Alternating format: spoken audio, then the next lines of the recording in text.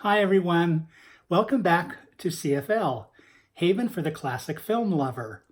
Today we're going to discuss a lesser known Disney musical, The Happiest Millionaire. The Happiest Millionaire premiered on June 23, 1967. It had its origins in the 1955 book, My Philadelphia Father by Cordelia Biddle, and the stage adaptation in 1956, The Happiest Millionaire, which starred Walter Pidgeon, which was his first appearance on Broadway in 21 years. The film was directed by Norman Tokar, with screenplay by A.J. Carruthers based on the play, costume design by Bill Thomas, who received an Academy Award nomination, and songs by the Sherman Brothers. In order to satisfy requests from Radio City Music Hall, the site of the New York premiere, Disney cut 20 minutes from the LA premiere. For the general release, it was shortened even further to 118 minutes. After that, it never received any theatrical reissues or appeared on television until 1984, coincidentally the same year the real Cordelia Drexel Biddle died. Disney released the 164-minute version on DVD on June 1, 2004. As with all Disney films during the 1950s and 60s, the cast was stellar. Fred MacMurray as the eccentric millionaire Anthony J. Drexel Biddle, Greer Garson as his patient wife, Tommy Steele, Gladys Cooper, Geraldine Page, Leslie Ann Warren, Eddie Hodges, and Paul Peterson as the Biddle children, and John Davidson. But one of the main reasons why this film is so special is that it was the last film with personal involvement of Walt Disney, who died during the film's production. It was also Leslie Ann Warren and John Davidson's film debuts. Warren began her career as a ballet dancer, then on Broadway in 1963 in 110 in the Shade, which is the musical adaptation of The Rainmaker. Her first major success on television was in 1965's Cinderella, a role that was originated by Julie Andrews in 1957. Warren had impressed Disney so that he cast her. Davidson made his Broadway debut in the 1964 production of Foxy, starring Burt Lahr, but really achieved success on television. The story begins in the autumn of 1916 and follows an Irish immigrant, John Lawless, played by Tommy Steele, as he applies for a butler's position with the family of an eccentric millionaire, Anthony J. Drexel Biddle.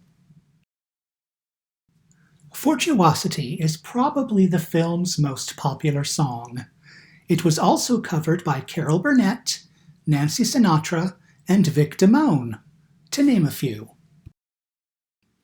Hermione Baddeley plays Mrs. Worth, the housekeeper. She also had roles in 3 other Disney films: The Adventures of Bullwhip Griffin, voicing the role of Madame Adelaide Bonfamille from The Aristocats, but will probably be best remembered as Ellen, the domestic, in Mary Poppins. Fred MacMurray plays the eccentric millionaire. Songwriters, the Sherman Brothers, wanted Rex Harrison for the role, but Disney insisted on and eventually got MacMurray. Harrison would have been unavailable anyway, as he was shooting Dr. Dolittle for 20th Century Fox. Cameos were given to both Eddie Hodges and Paul Peterson. Hodges had done one other Disney film, Summer Magic, in 1963, while Peterson began his show business career at the age of 10 on The Mickey Mouse Club, but later on achieved stardom playing Jeff Stone on The Donna Reed Show from 1958 to 1966.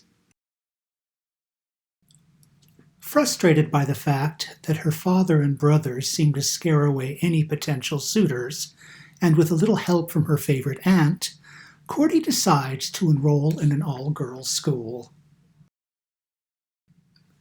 Although he finds the family a bit strange, Lawless soon learns that he fits right in. Biddle tells Lawless there are certain things he believes in. God and the United States of America are at the top of the list. Lawless tells him that he knows very well what the United States has to offer, and that being an American is adding something, not subtracting. And even when he becomes an American citizen, he'll always be Irish. The beautiful Greer Garson portrays Mrs. Biddle, her only film for Walt Disney. In a 1992 interview for D Magazine, she was asked why she never made any more films after The Happiest Millionaire. She retorted by saying, "That was enough to stop anybody, don't you think?" While at school, Cordy receives an invitation from her Aunt Gladys to attend a party she is having in her honor. While there, she meets handsome young Angie Duke. Both seem to get along very well, and as in all movie musicals, a romance begins. The song Detroit contains a lyric FOB, free on board. According to the Sherman Brothers, Walt Disney was walking down the hall of the studio and overheard them singing the song. Walt, misinterpreting the phrase as SOB, went into their office and scolded them for using such offensive language in a Disney film. The Shermans explained Walt's misinterpretation, and they all got a good laugh about it. Cordy returns home and announces to her parents that she is engaged. Naturally shocked, but not wanting to disappoint their daughter, the Biddles try to be supportive. However, after meeting Angie and seeing how much their daughter cares for him, they give their consent.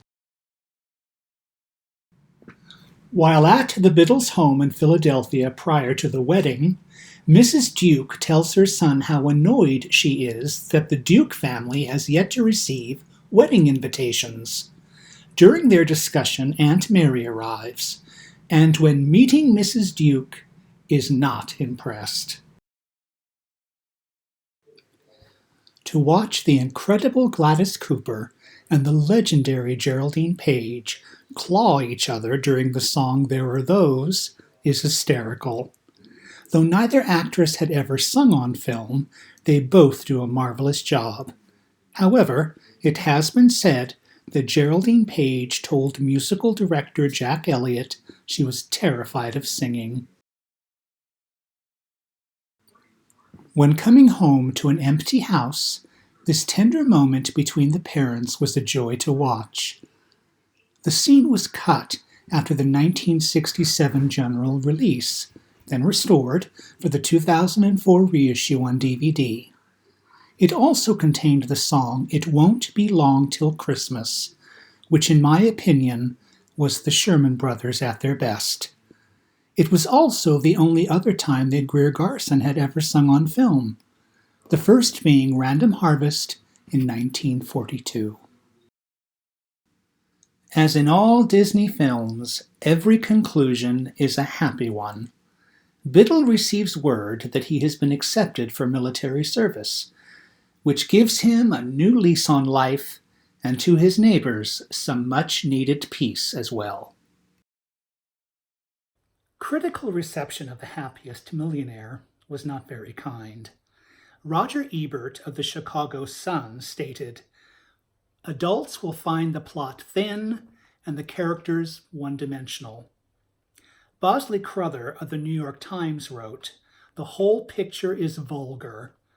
The film is over-decorated, over-fluffed, and an over-sentimentalized endeavor." Given the fact that the 1960s was the decade of the 3-hour musical, Disney was hoping to achieve the same success he had with Mary Poppins.